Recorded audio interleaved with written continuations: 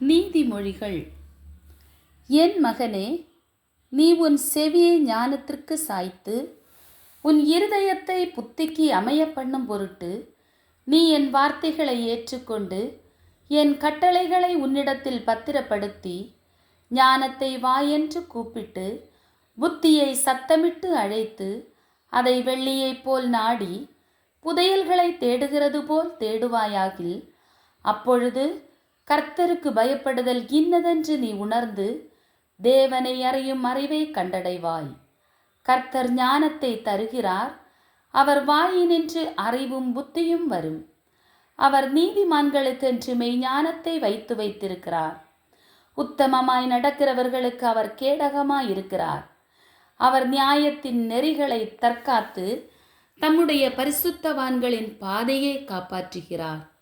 அப்பொழுது நீதியையும் நியாயத்தையும் நிதானத்தையும் சகல நல் வழிகளையும் அறிந்து கொள்வாய்.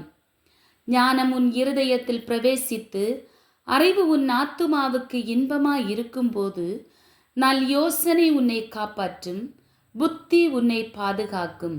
அதனால் நீ துன்மார்க்கனுடைய வழிக்கும் மாறுபாடு பேசுகிற மனுஷனுக்கும் அந்தகார வழிகளில் நடக்க நீதி நெறிகளை விட்டு தீமை செய்ய மகிழ்ந்து துன்மார்க்கருடைய மாறுபாடுகளில் களி கூறுகிறவர்களுக்கும் மாறுபாடான பாதைகளிலும் கோணலான வழிகளிலும் நடக்கிறவர்களுக்கும் நீ தப்புவிக்கப்படுவாய்.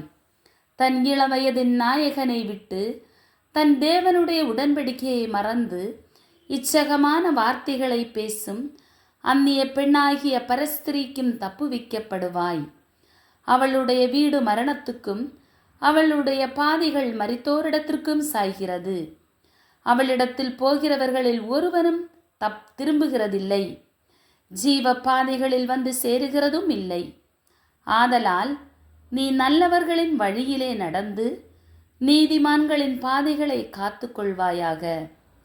செவ்வையானவர்கள் பூமியிலே வாசம் பண்ணுவார்கள், உத்தமர்கள் அதிலே தங்கியிருப்பார்கள். துன்மார்க்கரோ பூமியிலிருந்து அறுப்புண்டு போவார்கள். துரோகிகள் அதில் இராதபடிக்கு நிர்மூலமாவார்கள். பைபிள்.